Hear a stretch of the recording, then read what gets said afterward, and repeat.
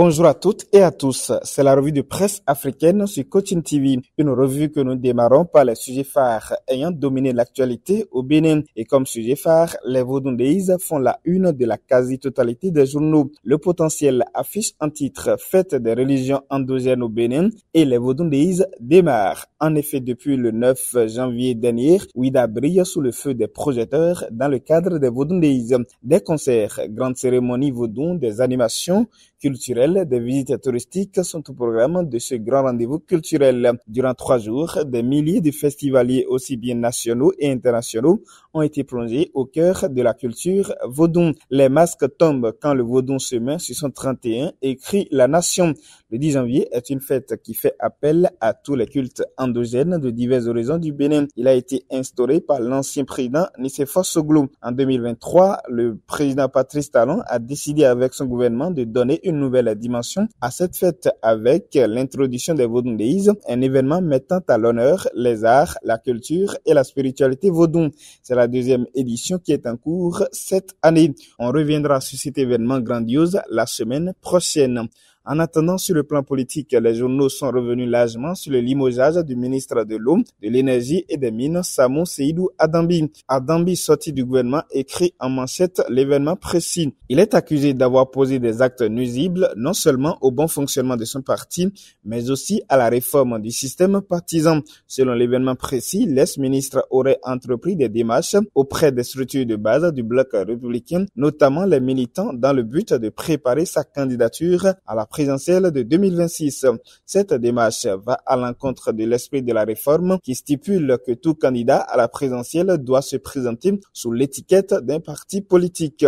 Le limogeage de Samou Seydou Adambi souligne, d'après Bénin Intelligent, l'importance que Patrice Talon accorde à la discipline au sein des partis soutenant son action. Selon Matin Libre, cette situation pourrait annoncer une fin de mandat agité pour la mouvance présidentielle. Trahison, limogeage, poursuite judiciaire sont au rendez-vous, prévient le journal. Samou Adambi a été remplacé par Paulin Akpona, informe l'emblème du jour.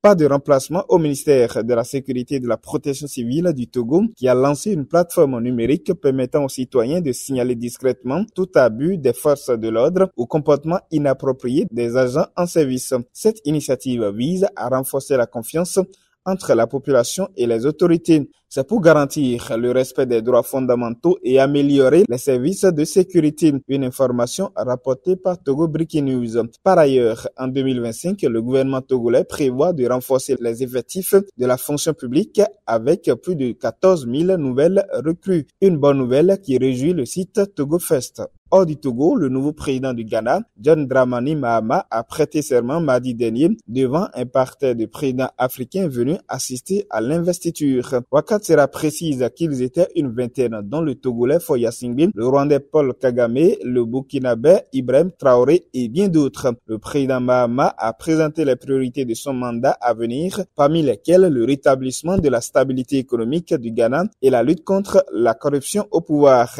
Il y a de l'espoir, écrit le site Togo Fest. Plein mandat à celui qui avait confié les clés du Ghana à Nana Akufo-Addo il y a 8 ans. En Côte d'Ivoire, à 10 mois des élections présidentielles, le champ politique est saturé par les déclarations des acteurs politiques. Pendant que certains annoncent une probable alliance entre PPACI de Laurent Gbagbo et le PDCI de Tidiane Thiam, d'autres affirment que cette alliance est peu probable. Le rassemblement quotidien proche du pouvoir estime pour sa part que l'alliance PDCI-PPACI n'aura pas lieu, puisque Laurent Gbagbo a été critiqué par les partisans de Tidiane Thiam suite à des propos qu'il a tenus à l'encontre du président du PDCI RDA. En attendant d'y voir clair, Laurent Gbagbo, devant ses partisans, a annoncé que l'ONU a adressé un courrier au gouvernement ivoirien pour son inscription sur la liste électorale et sa participation à la présidentielle d'octobre 2025, rapporte La Voix originale. Sur le site de l'Infodrome, le porte-parole du gouvernement ivoirien a démenti cette information, affirmant n'avoir reçu aucune correspondance de l'ONU. L'ancien président Laurent Gbagbo avait été radié de la liste électorale suite à sa condamnation à 20 ans de prison pour le braquage de la Banque centrale des États de l'Afrique de l'Ouest en 2011. Pendant ce temps, devant le corps diplomatique, le président Alassane Ouattara, de son côté, a déclaré qu'il n'a pas encore pris de décision concernant sa candidature à la présidentielle prévue en octobre prochain, tout en soulignant qu'il est en pleine forme et désireux de continuer à servir son pays. Une déclaration qui fait réagir plusieurs hommes politiques. Pour certains, il n'y a plus de doute. Ouattara sera bel et bien candidat à un 4e mandat. Les prochains jours vont nous situer. À la une des journaux cette semaine, l'indignation de certains pays africains face aux propos discutoires envers l'Afrique de Emmanuel Macron.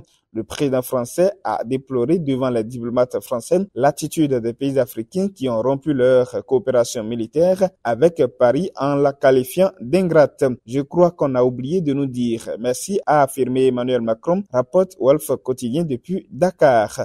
Des propos qui font réagir le Sénégal et le Tchad. Pour le premier ministre sénégalais Ousmane Sonko, c'est la France qui est à l'origine de la déstabilisation de certains pays africains.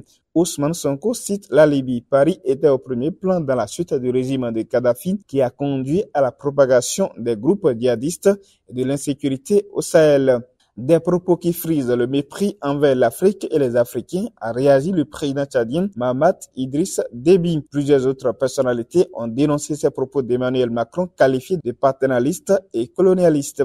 Qu'il vous souvienne que ces dernières années, les relations entre la France et plusieurs pays africains se sont détériorées, ayant conduit même au renvoi des soldats français de certains pays. En Afrique centrale, précisément en République démocratique du Congo, les autorités ont annoncé le doublement du SMIC. Selon l'arrêté signé par le ministre du Travail, la rémunération minimale va passer de 2,5 à 5 $ par heure à compter du 1er février 2025.